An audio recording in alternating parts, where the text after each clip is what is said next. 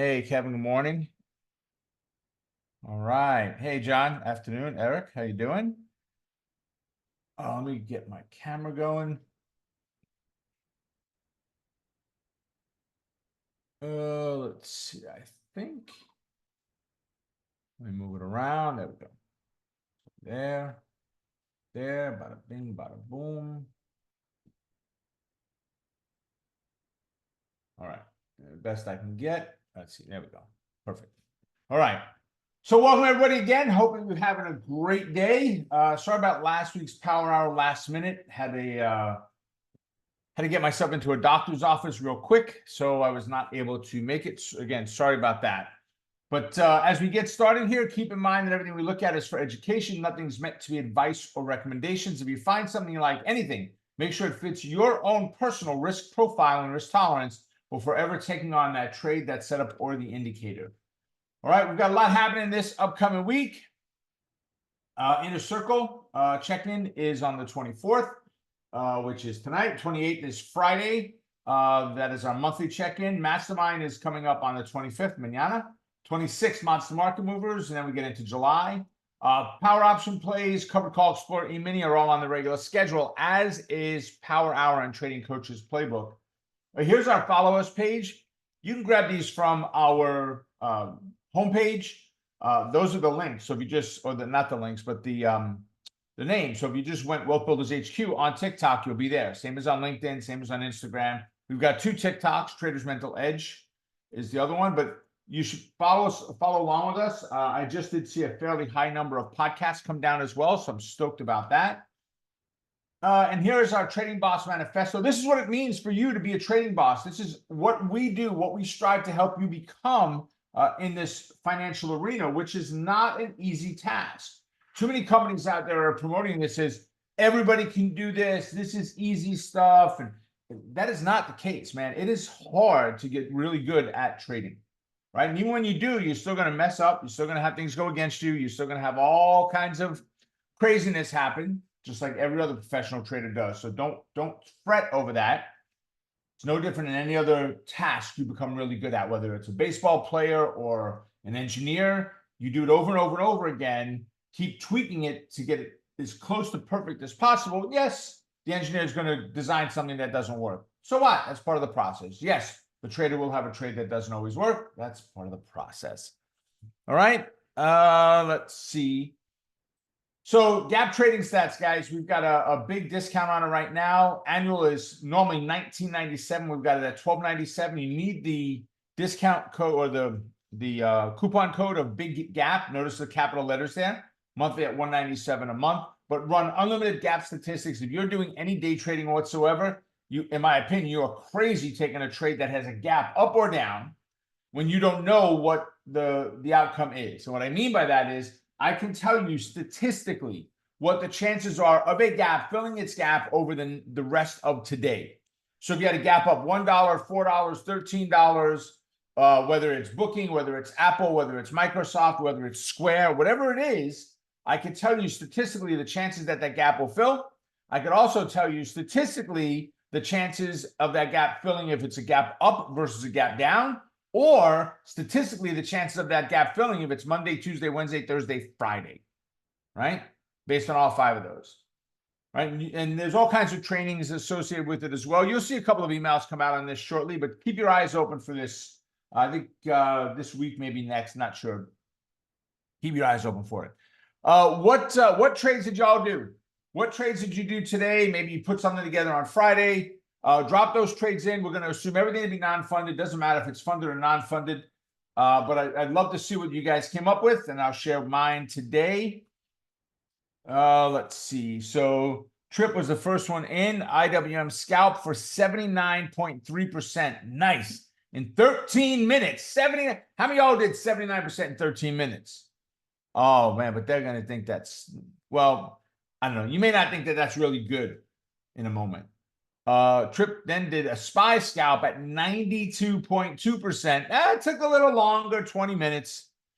But 20 minutes for 92%, 13 minutes, 79%. Really nice. And this is done live in a room with other individuals. Amelia's in there monitoring that room as part of our inner circle. So great, great trades there, Trip. I appreciate that.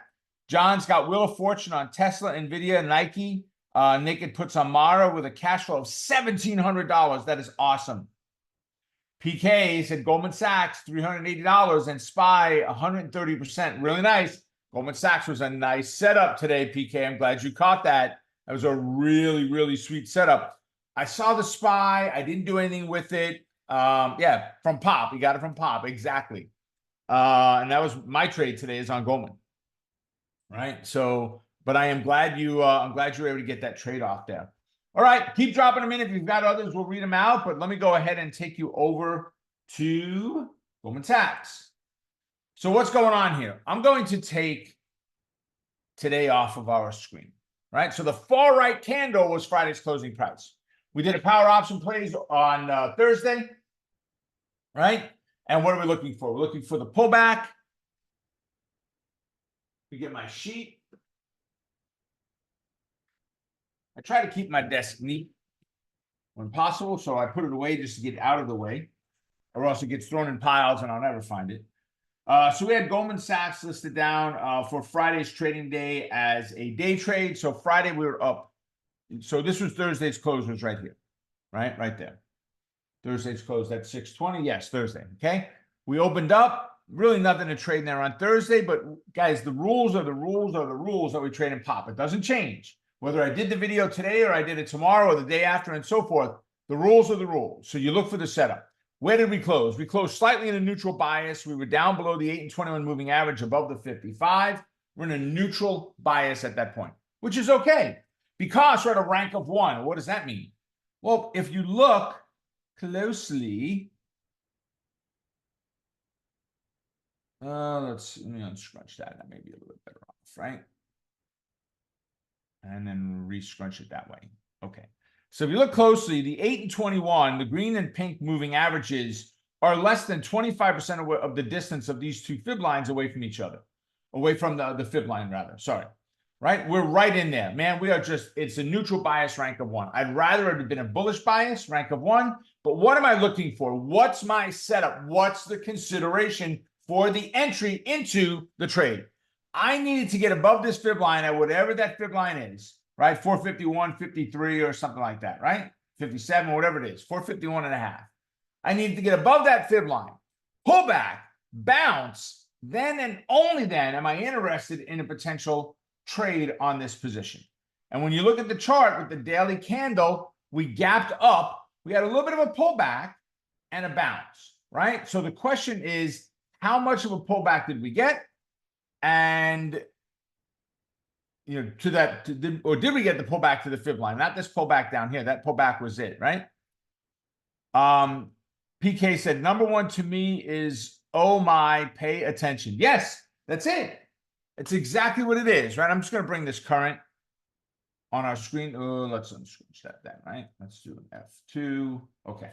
So now that's 451.57. I'm going to go ahead and switch over to a 5-minute chart, right? And that's the same line right here, 451.57, right there, okay? The dot dash vertical line that you see right here was the open of today, right? So here is our first candle of the day. We gapped down, we ran up a little bit, and then we failed, right? So that's the first 5-minute candle. The next candle, we had a great burst above. Nice. So what did we do? On the daily chart, if we just go back to that for a second, on the daily chart, Vetsky, I didn't open up my drawing tools. Let's do that first. All right, let's see. Where are you going to open? I never know which monitor some of these things are going to open up on. It didn't open. Oh, there we go. Okay. Beautiful. All right. So let me go ahead and start the record on it. Although I don't use it, I hit pause. We're already recording. Okay. So now what's happened so far? We gapped down, right? Today. You can see we gapped up. Sorry, we gapped up a little bit from where we closed. We pulled back and then we broke out. We came up and then we pulled back. And that's where we were on the 5-minute candles. That's where we left off, right? So we go back to the 5s now, right?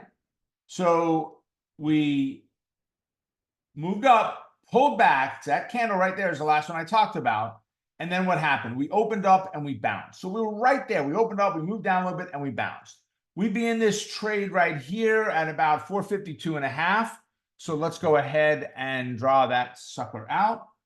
Let's see, 452. I'm pretty close there, 452.51. Right? So 452.5. So we got there on this candle. So we're in. Trade is entered. Okay. Now what? Well, now we'll go back to the daily chart. And this is all about trading rules. It's all about trading systems. We're in the process right now of developing two different tools, both to use AI. The first one is going to be a trading plan. There's going to be a series of questions you have to answer. We're going to help it. We're going to use our training of my experience and other traders as well in the market. We're going to use that experience to train AI to help you write an effective trading plan. And on top of that, we're also working on having it give suggestions to you of saying, you came up with this, but what about that? Right? And I'll give you an example. If the question is asked, why do you want to trade? And you answer money, it's going to come back with some suggestions on why you might want to elaborate on that a little bit. It's not the money, it's what the money will do. Right? So, and then we're working on one for strategy creation system. That's the second one, though. That's further down the road. Everybody needs the trading plan first. That's going to give you a general insight as to what you're doing in the market. Okay. So from there, we got to move up. Now, on a stock at this price level, right? On a stock at this price level, I would be $2 below my fib line would be my exit point. So 461.5, I am looking at 459.5 would be my exit. What was my high today? My high was 460.25, right? So we were looking at 459.5. We got the 460.25. We blew right through it because remember, if you look, we ran up. So where is 460? Not 60, 59.5. Where is that? Let's see, 458, 59.5. Close enough, 58, right? So it took to the highest candle there and we failed. Does someone want to explain to me why this candle? And by the way, those rules are exactly what we use in POP. Nothing that was just me making a determination here today. Nope. This was an automatic setup. You're in, you're out, you're done, right? Period. And again, everything we discuss here is always non-funded trades. Period. The end. All right. Why? Tell me in the text chat, why is that the candle we failed on? So can anybody answer it? How did I know to put my resistance or my target rather there? Anybody, somebody, please. The roof is on fire. Let me just shut my volume off there. On my phone. All right. It's fairly simple. It's very straightforward, folks. Right. PK said fibs and the recent highs. So that fib line, that fibit, and here's the strangest freaking thing in the world. Nobody, and I mean zero, nobody teaches fibits except me. Nobody. I designed them. I developed them. They are decades of work to get to where we are today with them right now. They are a hidden line that the market tends to move to and stop, fail, whatever, over and over and over again, and people don't have a clue as to why, right? I defined a series of rules that tells us when to put them in and when to take them out, right? Real simple, real straightforward on when we do or do not put them in, right? Or when we do not include them in there, right? Yes or no? So we moved up, and within that $2 range of there, well, what if, Rob, why didn't it just hit it exactly? No support or resistance is considered an exact science. You'll never get a stock to move right to resistance or bounce right off support and stop right there. That's crazy. You're going to be in a range. And I've calculated based on stock price where those ranges are. And those are the ranges that we teach in power option plays in POP. Okay. Exactly the rules I'm giving you now. $2 below that fib line. We are out of that trade. If we got in at 52.5 and got out at 59.5, we'll call it. right? What are we looking at there? $7. If I have a $7 move and you go with the lowest delta, which is 0.65, that I would be looking for, right? Which is not really a fair estimation of the number. And here's why. Can somebody tell me if the stock went up $7, what's happening to the delta? Is it going up or down? The stock moved up and you got a call. Right, exactly, PK. Your delta, there you go, Barry and everybody. Your delta's going up, right? But we'll call this here. So that's why I normally just use a 70 delta, just to give us a guesstimation. So $7 times 0.7, that's $4.90. We'll call it $5 for good measure, right? Because this is going to have a slightly higher gamma because of the earnings coming up. So you'll see a slightly greater increase than the norm maybe on these pricing right now. All right, so you got a $5 move. Let's say you only got $4 of it. You didn't catch it all. You only took $4 of it. This was in the equivalent of, count the opening candle, 1, 2, 3, 4, 5, 6, 7, 8, 9, 10, 11, 12, 13. 13 candles, no less, a fib number, right? In 13 candles, you had a $7 move on the stock price, which is about a $5 move on the options price. Phenomenal structure, phenomenal setup, right? It was a great trade today. There were others that were out there. I didn't take them. I did not take, there was a good setup on booking today, right? If we go back and look, let's go over to daily.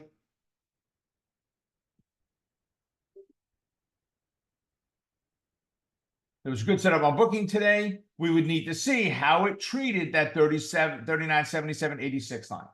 Now we got a gap up, a pullback. What kind of bounce did we get in there, right? If we look at booking on a 5-minute candle, and once again, I did not trade this one today. That's a 1-minute 5.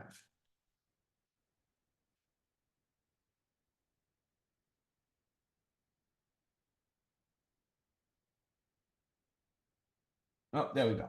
All right, so it fell down, pushed back up. We'd have to see what the 1 minutes look like inside of here. So we'll go back here to booking.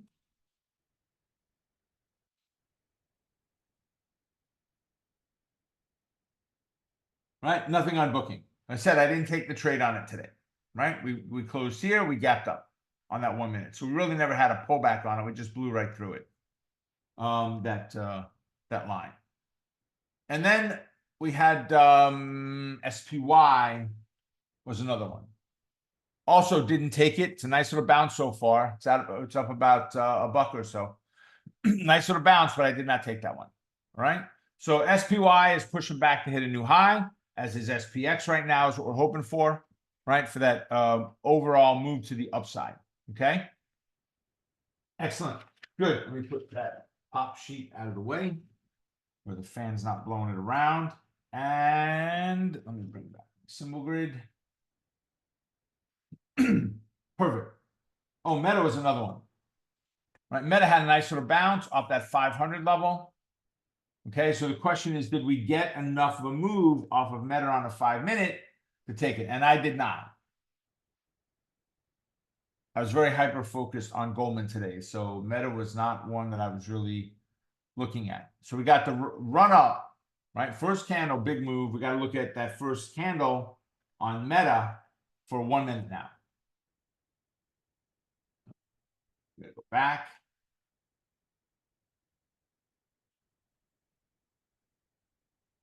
Today is 24, right? Yep. There we go.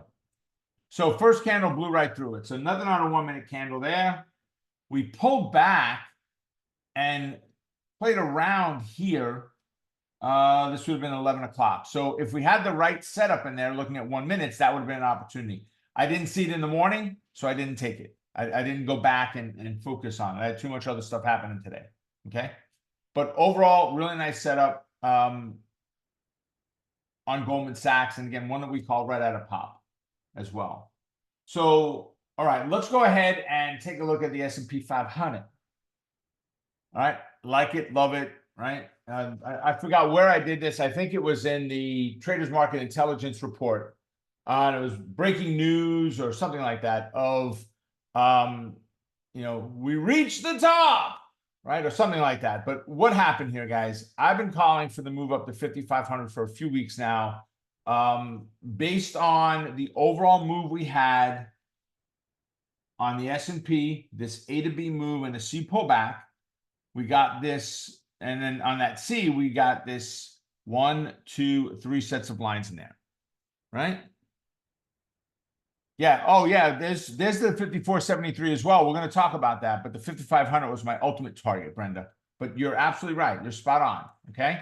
So if we go back to this look, here's the C. We had this green line here, which we're looking for the move above before considering a bullish entry. We came down and bounced. We skyrocketed, finally turned bullish on our moving averages, right? First target is the 618, and we played around it. Well, Rob, it went above it. Yeah, it's never perfect.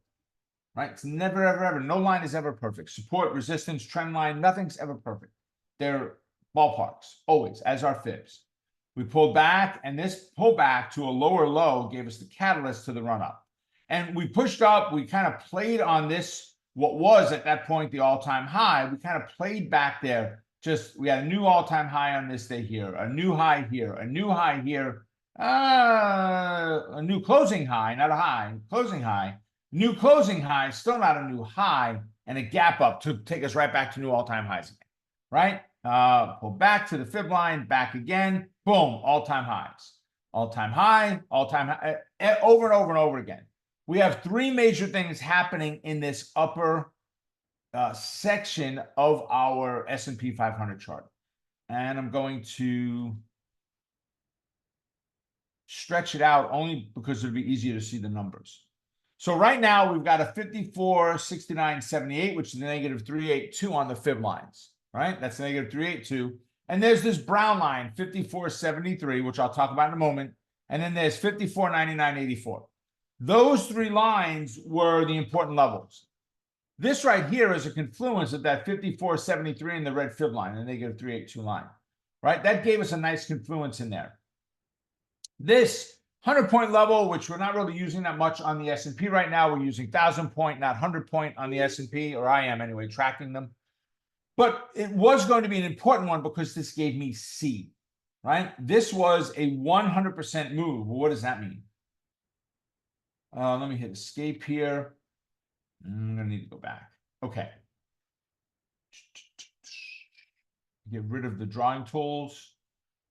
I mean, the crosshair. A to B, right? That was 100% of our move. All right. And then we had to pull back to C.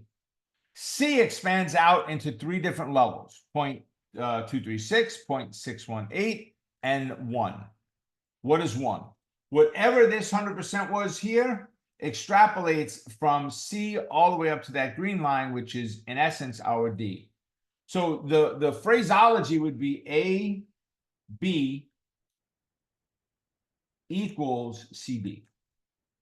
The move from A to B will equal the move from C to D. This is my stacking method where we take a directional move that we had on a position and we stack a 100 percentile on top of it. That's exactly what happened right here, is that move up. That 54.73 level, the critical importance behind that is understanding that it is a fib line. Come on, give me one of them. All right, see that black line right there? That's the 41.81 level. And then up here, we've got the 67.65 level. 65, I think it's 65. 67.65, yeah. Numbers are getting too small on my glasses. That brown line, 54.73, is the midpoint. So that's a half fib. That's a 50 percentile fib. We moved wonderfully right up into there. New all-time highs based on it, a pullback off of it. So not only did we get a new high in there on Thursday of last week, we hit that 5,500 level, which was a critical level that I actually did hear a few other individuals talking about, but they're only talking about it as a 5,500, period. There was no other explanation around the why, just that it was a target. It's kind of the mid 1,000 point, and a target where traders are going to be shooting for and expecting some pullback off of that, which is exactly what we got. And what happens? We pull back, we get back below the 54.73, we get back below the negative 382, this red line there. The 8 moving average, we never violated. Not even intra-candle. We never violated. And then we get a great bounce off of there, and we're back up into above that fib line. Now, we're not closed, so anything can happen today. But right now, we're sitting in a very nice position. We're up 15.5 on the S&P. I absolutely love it. So what am I looking at on the S&P? Well, the 5473 is my first downside target. The 5450 is the 8 moving average. That is as well. And the 5410. That's my next downside target. On the upside, I do think we may play around on the 5500 level for a little bit. We've hit it one time. I think today could be another day. We'll see. But over the next day or two, I wouldn't be surprised to see us moving up into it. Let me just shut this off here, guys. Sorry. I would not be surprised to see us moving up there. But now, what's next? All right, let's unscrunch this. And now let's kind of bring it down. So we've got a negative 618 up here at 55.99, we'll call it. So, 5,600 would be the next level. 5,400, no, it's not 5,400. It's 54.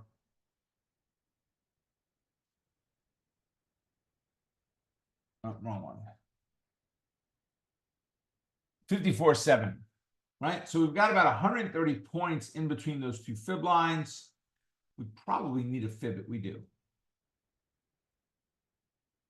Yeah, it's only $90. We probably need a fib it at this point. 5,600, 54.70. It's 130. We do. Okay.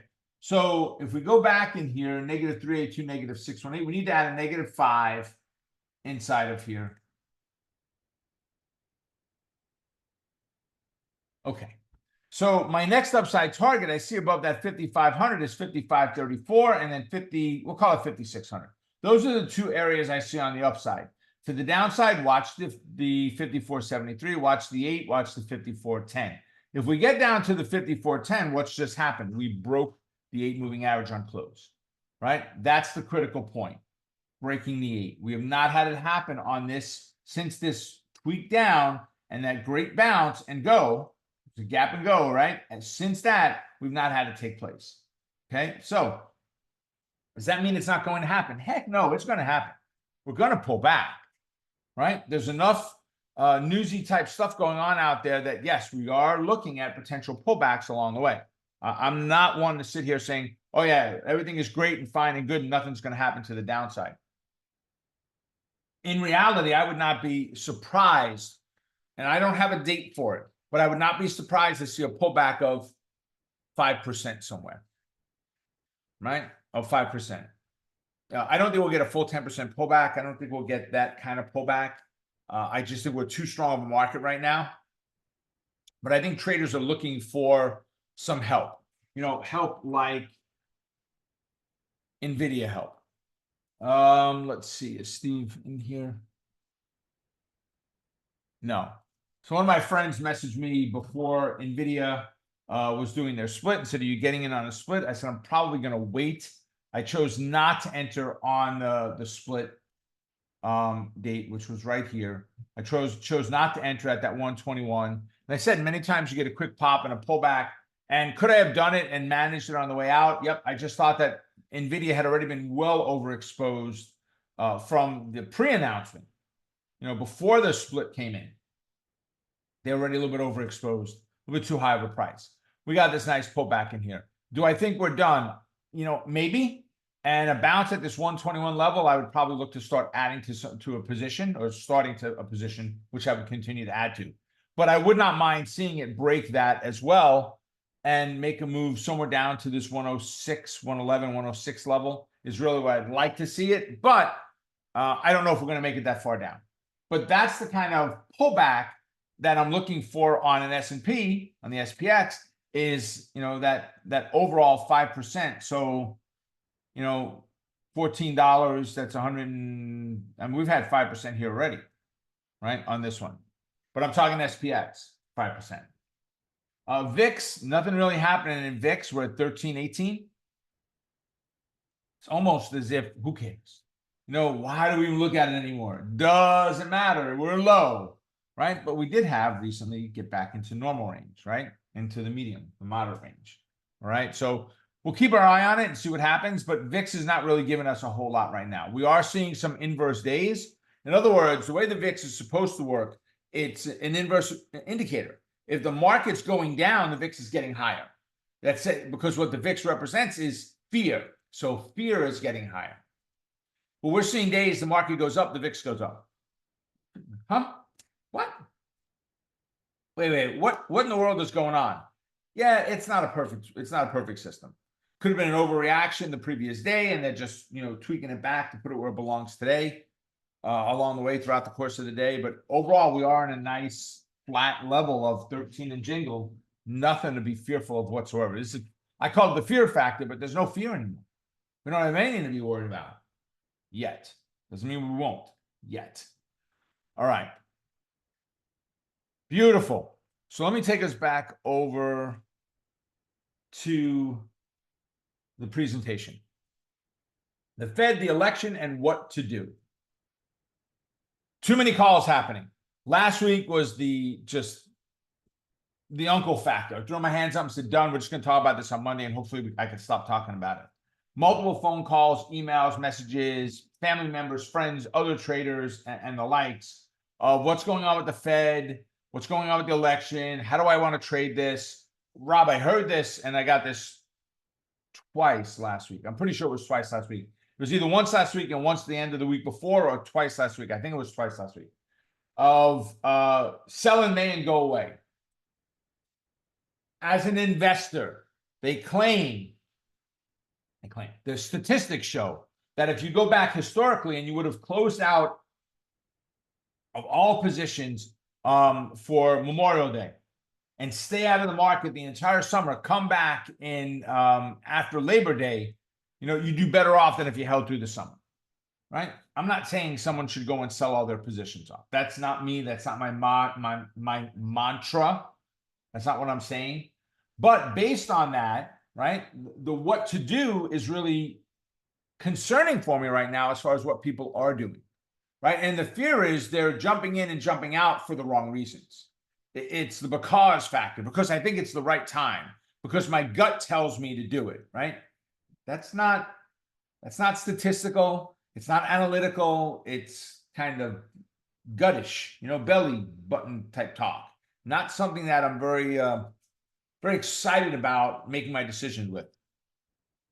My gut, right? Trying to make a trading decision. The Fed, we've talked about them so much, guys, but there's talks now, and this is interesting. There are talks now of potentially one time by the end of the year from Chairman Powell of lowering interest rates. The Fed, I think, for the year still has it rated at 2.2 the last time I checked, probably a week ago.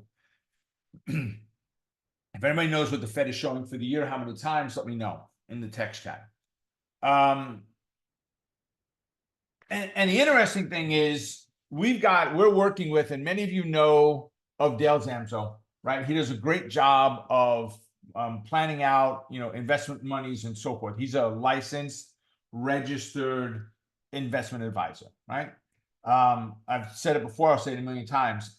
I trust him so much that the pastor of our church was given his name, right? And he does business with him. We are working on him with something with my mother-in-law right now that we're moving over to him. And he gave us a quote on what the rate was for what we're looking to move into a couple of months ago, right? And it's family money, right? So brother and sister, wife and brother-in-law. My wife, my brother-in-law have to make some decisions in there. So there's been lots of conversations back and forth what to do. My mother-in-law doesn't care. Just tell me what I'm doing, show me where to sign, and I'll do whatever it is, right? And we wind up getting her a really, really, really great fixed rate for the next couple of years. Well, my expectation with Powell's announcement was we're going to start seeing pullbacks. We saw pullbacks in mortgage rates, right? And okay, so Jim said that I think the FOMC only has one rate decrease till the end of the year. Okay, so but there's an actual statistic for it. I just don't have it in front of me. So I told my brother-in-law and my wife, I said, listen, you guys got to make some decisions because we don't want to see the rate go down because the Fed has lowered rates. So you got to make some decisions before it happens. It's not if, it's when. They're gonna lower rates. I don't believe, period, in my heart of hearts, I don't believe we're going to see another raise before a cut. I just don't. I can't see it. Okay. But when that cut comes, what's going to happen at fixed rate? It's going to go down. What's going to happen to the rate that your bank is paying? It's going to go down because the bank is going to lose that quarter, half, whatever it is, percent in the deal, and they don't want to do that. Right? You may get some banks play some games for Memorial Day special or something. Get this for Memorial Day discount. Higher rate or something. And when Dale went and checked it, he called me up and he goes, they actually raised it by a minimum of a quarter point. Like, what? So we wind up better off by waiting on this time than we would have. What I thought was going to take place was the cut. So if you're looking at any of those types of things now, you definitely want to go ahead and make some decisions sooner rather than later if it's interest rate based. And we're doing annuity type stuff for my mother-in-law, right? She's 83. We're not putting her into active investments. Shouldn't need any of that, right? She's built her wealth. This is more of, how do I collect the most I can on it, right? She's very much a stick the money under the mattress person, okay? So this works out extremely well for her. But if you guys are looking at any of those types of things, if you have an interest in any of that, if you just send an email to support@Wealth Builders, we can get you hooked up with Dale and you guys can have a conversation, all right? But really the time is now if you're looking at that, because if you wait for the rate cut, you're going to start seeing drops in the interest rates as well. Not only the rate from the Fed, but the rate that you're going to receive. So the Fed itself, the rate cuts, again, I don't believe there's a rate hike. The election, the election, it's here. Nothing we're going to do about it, right? Will the first debate be a telltale sign? I don't know. Very well might be. I don't think there's a lot you can do right now based on what the election outcome might be. I think we've got to wait until we see closer what happens to with the election. After the election in November, we'll see if the market agrees or disagrees with whoever it is that becomes president. I could care less. What your thoughts are, who should or should not be. That's fine. But we'll see what the market believes on what's going to be the reaction, or the what the market's reaction will be to the Fed overall. All right. So great and fine and good. You've got the election to contend with right now. You got the Fed to contend with right now. You've got 100 other things that you're going to contend with as well. The biggest question is, what do we do? Right. So we're also in the midst of an earnings season. Right. We've got earnings are just starting up now. Tripp, can you tell me, or anybody tell me, what AMD, when is not AMD, AA, sorry, when is AA's earnings date? And when you check it, let me know if you can tell if it's confirmed or not. AA, Alcoa, is kind of the unofficial start of earnings season. Yeah, so mid-July, Tripp said. Yeah, if anybody has the actual date, I'm interested to know what that date is. But whatever it is, if we get it, we get it. If not, you guys can check it later. Excuse me. They are the unofficial start of earnings season. When you're going to be in the midst of an earnings season, to me, you shorten your length of time that you're trading for. 7/17, not yet confirmed. I appreciate it, Tripp. Thank you. Right now, mid-July, as Tripp said, the 17th, but it is not confirmed. You shorten the length of time that you're looking to trade. And I'm not saying you go to day trades only. You can, but if you're a swing trader and you're normally going out 3 to 4 weeks, you might want to shorten that up a little bit, 2 to 3 weeks, 1 to 2 weeks, right? Not holding as long. To me, the hold longer is more chance of the Fed, the election, and everything else coming out to mess with you, right? Banks start the Friday before, which is July 12th. Right, and has they have a big push on banking sector. AA Alcoa is just old money, right? With old blue chip stock, Alcoa, aluminum, blah blah blah blah blah. But what to do now? To me, you shorten the length of time that you're in the trade. So whatever it is. Now, if you're a day trader, I'm not saying don't trade for an hour any longer. Trade for 10 minutes. I don't mean that. Right? But you've got to look at your time frame that you're anticipating being in that trade and making it shorter. You're a spread trader through an election season. Maybe you want to go do your spreads on Tuesday or Wednesday instead of Monday. Again, I'm not saying you have to, but To me, the benefit there is by cutting that time back, that amount of time back, you're going to get a little bit less premium, but you have less risk in that trade. When you come up to weeks like last week, where we had a federal holiday in there and the markets are closed, I think, selling positions around those closed market dates are huge. What day of the week is the 4th this year? I think it's a Thursday, right? Is that right? It's a Thursday, right? So if you place a trade on Monday, you've got Monday to Tuesday, Tuesday to Wednesday, Wednesday to Thursday. So you got 3 days of time value deterioration. Thursday to Friday is already gone. That day's deteriorating no matter what. So you took 20% of the time value deterioration out of the equation, meaning you don't have to worry about getting in trouble that day with market news. There is no market news, right? The market's closed, and then you're back open on Friday, right? So I am a big fan of capitalizing on those types of days, right? Or weeks when you've got those holidays in there. As a seller, it's gravy. I like them better when they're Monday holidays. When you do a President's Day and the likes, right? Or a holiday happens to fall on a Monday, not like the 4th or others like that. But I like when they are Monday dates. Friday would be great too, but I like when they're Monday dates because it just gives me the ability to sell on Friday the week before. Monday's a holiday, so we just have almost 4 days, 3 3/4 days of time value deterioration before the market even opens up again, right? That's tremendous. So what I want you to consider doing is looking at your charting that you're doing and maybe consider shortening a little bit the amount of time that you're going into that trade for, okay? Now, if you've got a very specific trade setup that requires 17 days, and okay, there may not be anything you can do with that. Most setups are more based on support to resistance. And what you're going to want to do there is if you're looking at your chart and you realize that the average time, let's say you have a channel, and the average time from support to resistance is 28 days. The average time from resistance to support is 26 days. So we can round it to 27 each, right? It takes about 27 days to go from support to resistance, 27 more from resistance to support, right? That candidate may be, I'm not saying is, may be one that is too long that you've got to be in that trade to wait for it to get to the next key level. Because the longer you're in the trade, the more chance of something coming out that tends to go against you. Let's see. So Jim said, price of oil is climbing as well. That needs to be considered. After the Olympics finish, will a big country then invade another small country, i.e. Russia, Ukraine? After the last Olympics, China invade.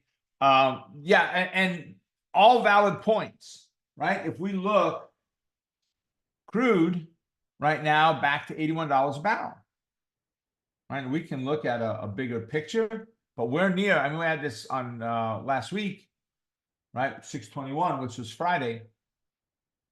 The spike up, we got to 81, half, 3/4, somewhere around there. We got a nice pullback, which took us to about 80 1/4. And then today, right now, we're back at 81 1/2. We're 10 cents away from the highs we had last week, right? So, and again, the Fed, the election, I could add and before what to do, right? Prices. I just watched the video of people in the Bronx, New York, right? Yes, in New York, we have Queens, we have Manhattan, we have Brooklyn, we have Staten Island, we have the Bronx. And don't forget it, right? It is the Bronx. They are the one, right? But from the Bronx complaining that, they're not in an expensive neighborhood. It's a poorer neighborhood, right? And prices are crushing them, right? So, and the complaints were, the video was all based on, what's happened because of the price increases to you. What are the changes you've had to make and so forth? I'm not eating out as much any longer. We just can't afford it. One person was like, I can't eat out at all. Everything has to be made at home, which I'm not saying is a bad thing, right? That you cook food at home so you don't spend those monies. But all of these pieces of this puzzle twist and turn into what's going on in the overall market. So price of oil, price of food, price of, right? The rumors that are out there that prices are lower now than they were a few years ago, Folks, you can go and test on almost every single market out there, and you will find that not to be the case at all. Not to be the case. Okay. So what do? Just look at the time frame you're in the trade and consider not holding as long as you had been until we can get through some of this. And when you see the first rate drop take place, that's going to have a tremendous effect on what the market does. Is the market going to like it, not like it? Obviously, lower interest rates, companies can borrow money at a more attractive rate than they can today. Right? This is almost killing some businesses with, the ability of, do I really want to borrow at this point? And don't get me wrong, are companies that are AI based doing well? Yes. But are all companies going well? No. You don't hear about the layoffs that are taking place. I saw a marketing study that came out. They said, a year ago, if you were selling a product and you were in the person's top 15 products that they were interested in, you had a sale. Today, you've got to be in the top 3 to 5. And I think 5 is high for someone to say, yes, I'm going to buy. In other words, it's a no-brainer. Yes, I was looking for this. I want it. I'm going to get it. Right? I think, 15. Yep, I agree. Today, they're saying 3 to 5. I think it's closer to 3. And some businesses can feel the pain when I talk about it. Right. Food and fuel are not included in the official inflation rate, Barry. Absolutely. Right. Tripp said, watch out for the inflation spike after the first rate cut. Very well may. Brandon said, raising minimum wage, cutting hours, and passing the cost to consumers. Listen, I'm all for fair pay. Do not get me wrong on that. People making more money is awesome. Do I believe a McDonald's should be paid $20 an hour? I've got a hard time accepting that. Are there some people that's the job they have to do? That's all they can, that they're, capable of getting? I do believe that the case to that is yes. But what's happened ever since, right? California's lost over 10,000 hourly wage jobs since that took place. Within weeks of it, they were gone. Some places are going to, there's one restaurant that's fully automated now. There's no people working in there. It's almost like going to Amazon Fresh, right? Where the only people working there are cashiers, and that's if you're paying cash, right? Where you didn't actually use your Prime card to get in. And you're paying a higher rate, so they can afford the cashiers then, because you're paying more anyway, right? But there's nobody in there. There was just, I don't remember what state it was in, a coffee shop. That there were 3 coffee shops. The people wanted to unionize. Again, I'm all for better wages. But the owner said, with an industry where we have a 2 to 3%, profit margin, and now to think that I've got to pay all of this, we're closing our doors. And he shut his doors down on 3 restaurants, 3 coffee shops, right? That's tough because that's, the breaking point finally there, right? But even if they do accept it, that $20 wage rate for fast food workers didn't come without a price. Food prices went up higher than everywhere else in the country as far as the increases go. Right? Look at what it cost over there to buy a Big Mac or they were comparing it to one particular burger. I forget which one it was. The news story that I saw about it. Right? So all of these things are going to play into it as well. So there's a lot of outside noise that's going to affect the trading. And that is why for myself, I have gone almost completely to day trades. When we look at power option plays here, I'll share with you. Watch. Let me get it.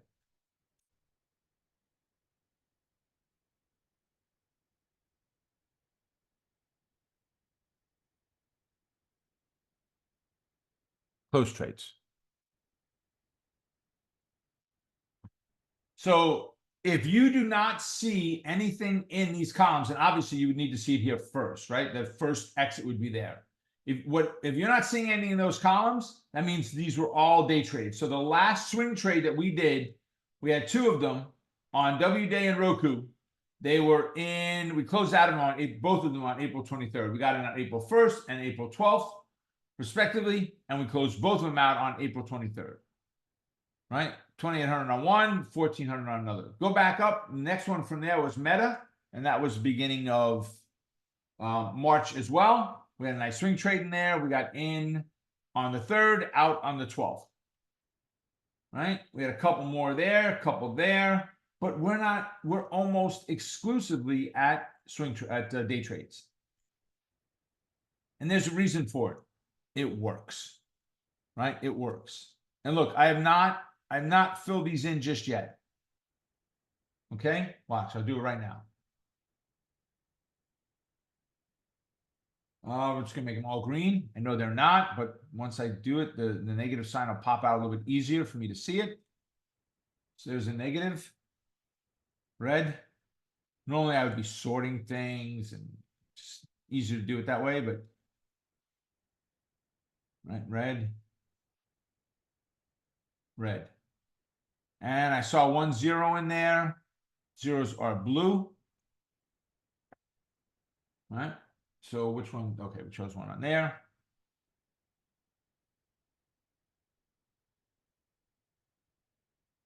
All right, and this is May and June, right? I haven't separated them out yet. These are all listed May and June. But here, if I just put a line in here, right? I put a line inside of here. You look at May, did a decent number of trades. Did we have some go against us? Yes. We lost $600. We lost $1,700. $3,700 on CrowdStrike. We lost. We lost $195, $585, $975. Right? Did we have some break evens? We sure did. Three of our trades broke even. 3 of them did. Did we have some nice winners? 14,000 on NVIDIA, 12 and 14,000 again on NVIDIA. CMG was 15,000. Did we have some, more moderate ones? Yep, Netflix 7,800. What do you know? What is the difference that you see if you look at these trades right here? What do you not see? And I'm talking about P&L. Focus on the P&L. What do you not see? Right.